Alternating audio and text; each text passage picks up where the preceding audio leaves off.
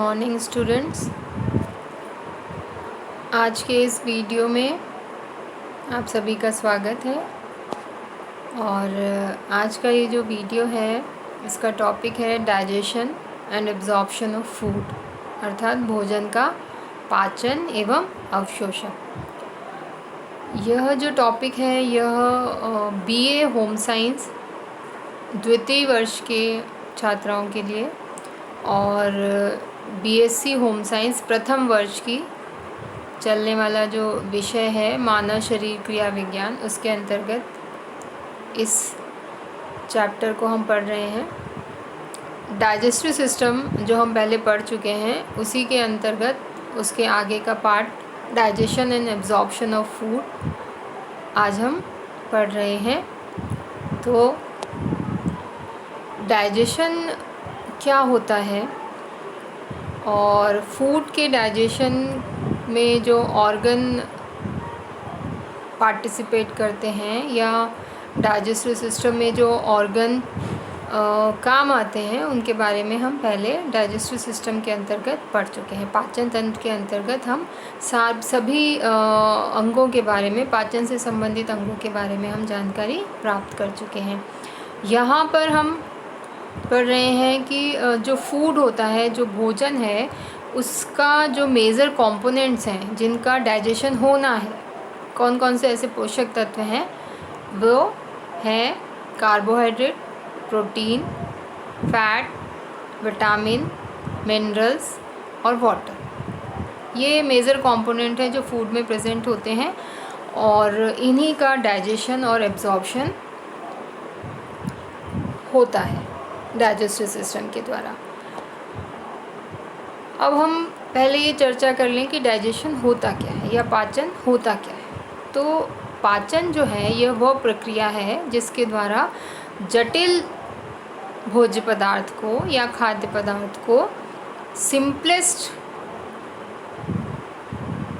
पदार्थ में परिवर्तित करना, अर्थात जो कॉम्प्लेक्स फॉर्म में फूड है उसको, या हम इसको यूँ समझें कि जैसे कि भोजन में जो पोषक तत्व उपस्थित हैं वो भी अपने कॉम्प्लेक्स फॉर्म में होते हैं। फॉर एग्ज़ाम्पल जो कार्बोहाइड्रेट है, अगर हम उसकी बात करते हैं तो कार्बोहाइड्रेट जो है उसका कॉम्प्लेक्स फॉर्म होता है स्टार्च। तो और मोस्टली जो हम फूड इनटेक करते हैं उसमें 60 to 70% पार्ट जो होता है वो कार्बोहाइड्रेट है। तो कार्बोहाइड्रेट में जो स्टार्च है जो हमें सीरियल और पल्सेस से मिलता है, और वेजिटेबल्स में पोटैटो, स्वीट पोटैटो, अरबी, ये ऐसे फूड हैं जिनसे हमें कार्बोहाइड्रेट मेजर अमाउंट में मिलता है। तो यह जो कार्बोहाइड्रेट है यह कॉम्प्लेक्स फॉर्म का कार्बोहाइड्रेट है, अर्थात पॉलीसेकेराइड्स है। तो डाइजेशन के प्रोसेस के द्वारा इसको सिंपलेस्ट कार्बोहाइड्रेट अर्थात ग्लूकोज या मोनोसेकेराइड में तोड़ दिया जाता है। तो इस प्रकार डाइजेशन वो प्रोसेस है जिससे जटिल भोज्य पदार्थ को सरल अणुओं में तोड़ दिया जाता है और फिर ये जो सरलतम कंपोनेंट हमें मिलते हैं ये कंपोनेंट आगे ब्लड के द्वारा एब्जॉर्ब कर लिए जाते हैं, या हम ये भी कह सकते हैं कि जो कॉम्प्लेक्स फूड है वो ऐसे सिंपलेस्ट सब्सटेंसेस में बदल जाता है जो एब्जॉर्बेबल फॉर्म में कन्वर्ट हो जाता है। डाइजेशन के बाद एब्जॉर्प्शन हो जाता है उस फूड का। तो यह जो प्रक्रिया है यह डाइजेशन कहलाती है। डाइजेशन को पढ़ने से पहले हम डाइजेस्टिव सिस्टम डिटेल में पढ़ चुके हैं। इसके जो चित्र है, इसके डायग्राम को हम डिटेल में पढ़ चुके हैं और डाइजेस्टिव सिस्टम में जो ऑर्गन होते हैं इसके अंदर डाइजेस्टिव सिस्टम में, उनको हम डिटेल में कर चुके हैं। इसके बाद आज जो हम चर्चा कर रहे हैं वह है डाइजेस्टिव ग्लैंड्स, क्योंकि डाइजेस्टिव सिस्टम को जब पढ़ना स्टार्ट किया था तो उसमें हमने पढ़ा था कि इसमें डाइजेस्टिव ऑर्गन्स होते हैं और डाइजेस्टिव ग्लैंड्स होती हैं। ये दोनों ही मिलकर हमारे शरीर में डाइजेशन का जो काम है या पाचन की जो क्रिया है उसको पूर्ण करते हैं। तो सिस्टम के बारे में हम अध्ययन कर चुके हैं। अब हम पढ़ रहे हैं डाइजेस्टिव ग्लैंड्स या पाचन ग्रंथियाँ कौन कौन सी होती हैं। तो लार ग्रंथियाँ सर्वप्रथम यह मुंह में पाई जाती हैं। पेनक्रियाज होता है जिसको आग्नाशय बोलते हैं। लीवर जो हमारे शरीर की सबसे बड़ी ग्रंथि होती है, लार्जेस्ट ग्लैंड होती है। गैस्ट्रिक ग्लैंड जो है स्टमक में पाई जाती है, और इंटेस्टाइनल ग्लैंड्स होती हैं जो इंटेस्टाइन में पाई जाती है। अब हम एक एक करके ग्लैंड्स का अध्ययन करते हैं। ये जो चित्र है इसमें अलग अलग तरह की ग्लैंड्स को बताया गया है। ये 5 प्रकार की ग्लैंड्स के यहाँ पर डायग्राम बनाए गए हैं। आगे हम पढ़ते हैं सलाइवरी ग्लैंड या लार ग्रंथि। तो लार ग्रंथि वह ग्रंथि है लार का स्रवण करती है और मुख गुहा में पाई जाती है। जैसा कि चित्र में आप देख रहे हैं, मुख गुहा के अंदर इसकी पोजीशन के आधार पर ये 3 तरह की सलाइवरी ग्लैंड्स होती हैं, जिनका उनकी पोजीशन के आधार पर ही नाम होता है। पैराटाइड ग्लैंड होती है, ये सबसे बड़ी ग्लैंड है जो आप देख रहे हैं कान के नीचे की तरफ है। हिंदी में इसे कर्णमूल ग्रंथि कहा जाता है। दूसरी है सब लिंगुअल ग्लैंड। सब लिंगुअल ग्लैंड हथवाधर ग्रंथि इसको बोला जाता है। हथवाधर ग्रंथि जो है यह जब निचला जबड़ा जो होता है उसके जस्ट नीचे की तरफ है सब लिंगुअल ग्लैंड।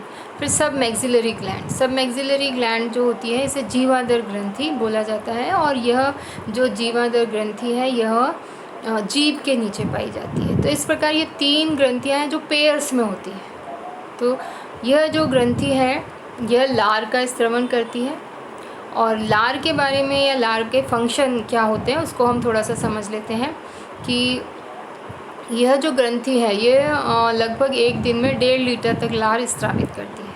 अब लार जो होती है ये थोड़ी सी एल्कलाइन नेचर की होती है, क्षारीय प्रकृति की होती है, और इसके अंदर वाटर और इलेक्ट्रोलाइट्स होते हैं। साथ ही साथ लार जो है यह हमारे मुंह के अंदर बैक्टीरिया आदि को मार देती है, एंटीसेप्टिक की तरह कार्य करती है। बहुत इंपॉर्टेंट रोल है इसका। इसके अलावा जो लार है इसमें म्यूसिन, टाइलिन, लाइसोजाइम और कुछ इनऑर्गेनिक सॉल्ट्स पाए जाते हैं, और ये भोजन को मिक्स करने का काम करती है। भोजन में मिक्स हो जाती है जिससे भोजन लुगदी के समान बन जाता है। और इसके अंदर जो टाइलिन नाम का एक एंजाइम पाया जाता है, यह टाइलिन एंजाइम क्या करता है, जो स्टार्च प्रेजेंट होती है हमारे फूड में उस स्टार्च को माल्टोज में कन्वर्ट कर देता है। अर्थात हम ये भी कह सकते हैं कि फूड के अंदर स्टार्च ऐसा कंपोनेंट है जिसका पाचन मुंह से प्रारंभ हो जाता है। बाकी और किसी पोषक तत्व का पाचन मुंह से प्रारंभ नहीं होता, केवल स्टार्च का होता है, क्योंकि जो लार है ग्रंथि से जो लार स्रावित होती है उसमें टाइलिन नामक एंजाइम पाया जाता है, और यह एंजाइम स्टार्च को माल्टोज में कन्वर्ट कर देता है। तो इस प्रकार लार जो है हमारे मुंह को नम बनाए रखती है, और इसी की वजह से जो भोजन है उसको हम ग्रहण कर सकते हैं। इसके बाद जो ग्रंथि आती है वो है लीवर। तो लीवर जो होता है यह ह्यूमन बॉडी की सबसे लार्जेस्ट ग्लैंड है, सबसे बड़ी ग्लैंड होती है, और इसका वेट जो बताया गया है, वेट जो होता है वो लगभग 1.5 किलो तक का होता है। एक एडल्ट मैन का अगर वेट देखा जाए लीवर का तो वो लगभग 1.5 किलो तक होता है। बाइलॉब्ड होती है, 2 लॉब्स होती हैं इसमें, और यह क्या करती है, डाइजेशन की दृष्टि से देखा जाए तो यह बाइल का सिक्रेशन करती है। बाइल जो होता है पित्त रस होता है, तो ये पित्त रस का स्रवण करती है। चित्र में आप देख रहे हैं डायग्राम इसका, इसमें आपको एक छोटा सा बॉल लाइक स्ट्रक्चर दिखाई दे रहा है, बैग लाइक, वो गॉल ब्लैडर है। तो आगे बात करते हैं हम गॉल ब्लैडर की। तो जो गॉल ब्लैडर होता है यह एक सैक, एक थैलेनुमा, छोटा सा थैलेनुमा संरचना है, और यह जो गॉल ब्लैडर है इसमें बाइल जूस एकत्रित होता है। अब यह जो बाइल जूस है, जैसा कि आपको चित्र में दिखाई दे रहा है, ग्रीन कलर की जो लाइंस दिखाई दे रही हैं, यह डक्ट है जो लीवर से निकल रही है और गॉल ब्लैडर में जुड़ी हुई है। और गॉल ब्लैडर और लीवर से निकलने वाली जो डक्ट है कॉमन डक्ट है, जो आगे जाके ड्यूडेनम में खुलती हुई आपको दिखाई दे रही है। तो लीवर से जो गॉल ब्लैडर, लीवर से जो बाइल जूस बनता है, पित्त रस बनता है, वो गॉल ब्लैडर में स्टोर होने लग जाता है, और यहाँ से फिर ये कॉमन डक्ट के द्वारा ड्यूडेनम में चला जाता है। तो यह जो गॉल ब्लैडर है इसमें लीवर से निकलने वाली जो डक्ट है और गॉल ब्लैडर से निकलने वाली जो डक्ट है वो कॉमन होती है, उसे कॉमन बाइल डक्ट भी कहा जाता है। जैसा कि चित्र में आपको दिखाई दे रहा है, ग्रीन कलर का जो पोर्शन है ये गॉल ब्लैडर है, और यह गॉल ब्लैडर से एक कॉमन डक्ट निकल रही है जो लीवर से भी निकल रही है, और ये यहाँ से सीधे ड्यूडेनम में जाके पक्वाशय जो होता है यह छोटी आंत का प्रारंभिक भाग है, और वहाँ जाकर ये खुलती है।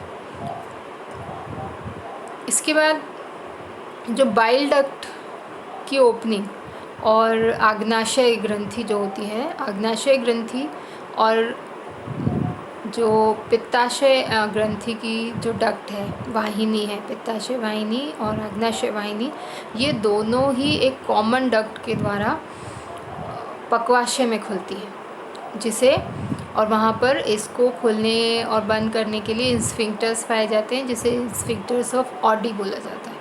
तो बाइल जो जूस निकलता है गॉल ब्लैडर में एकत्रित होता है, वह इस डक्ट के द्वारा ड्यूडेनम में या पक्वाशय में पहुंचाया जाता है, और पेनक्रियाज के द्वारा जो पेनक्रियाटिक जूसेस निकलते हैं वो भी ड्यूडेनम में पहुंचाए जाते हैं, और ये पाचन की क्रिया में इनका महत्वपूर्ण स्थान होता है, जिसको हम आगे अब पढ़ेंगे।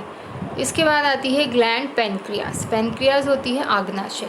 तो जो आग्नाशय ग्रंथि है, यह आप चित्र में देख रहे हैं, आग्नाशय ग्रंथि जो होती है वो स्टमक जो होता है, आमाशय, और ड्यूडेनम पक्वाशय, इन दोनों के बीच में स्थित होती है। और यह जो ग्रंथि है ये ह्यूमन बॉडी की सेकेंड लार्जेस्ट ग्रंथि है। पहली कौन सी है? लीवर। Very good. पहली ग्रंथि लीवर है, और दूसरी लार्जेस्ट ग्लैंड जो है, first largest gland is liver and the second largest gland is pancreas या आग्नाशय। और आग्नाशय जो होती है इसे हेट्रोक्राइन ग्लैंड भी बोला जाता है, क्योंकि ये एक्सोक्राइन ग्लैंड और एंडोक्राइन ग्लैंड वो दोनों ही तरह से काम करती है। फिर जैसा कि हमने पिछले ऊपर के चित्र में देखा था कि पेनक्रियाटिक डक्ट जो होती है वो ड्यूडेनम में जाके खुलती है, और बाइल डक्ट और पेनक्रियाटिक डक्ट दोनों की ओपनिंग जो होती है वो सेम होती है, और इस ओपनिंग को कंट्रोल करने के लिए जो स्फिंक्टर्स होते हैं उसे स्फिंक्टर ऑफ ऑडी बोला जाता है। अब यह जो पेनक्रियाटिक ग्लैंड है, इससे पेनक्रियाटिक जूस या आग्नाशय रस स्रावित होते हैं। तो पेनक्रियाटिक जूसेस जो होते हैं उनका अगर हम नेचर देखें तो एल्कलाइन नेचर के होते हैं, अर्थात ड्यूडेनम का जो नेचर होता है वो एल्कलाइन नेचर होता है, और यहाँ पर एल्कलाइन नेचर के पेनक्रियाटिक जूसेस आते हैं पेनक्रियाटिक डक्ट के द्वारा, और वो पाचन में अपना सहयोग करते हैं। अब ये जो जूस स्रावित होता है इसमें एंजाइम पाए जाते हैं, जैसे ट्रिप्सिनोजन, काइमोट्रिप्सिनोजन, एमाइलेज, स्टेप्सिन, न्यूक्लियस। ये एंजाइम है जो पाचन की क्रिया में इम्पॉर्टेंट रोल प्ले करते हैं। इसके पश्चात आप पढ़ते हैं कि आज हम इस वीडियो में पढ़ा हमने कि जो ग्लैंड्स हैं डाइजेशन की में हेल्प करने वाली जो ग्लैंड्स हैं वो कौन कौन सी हैं?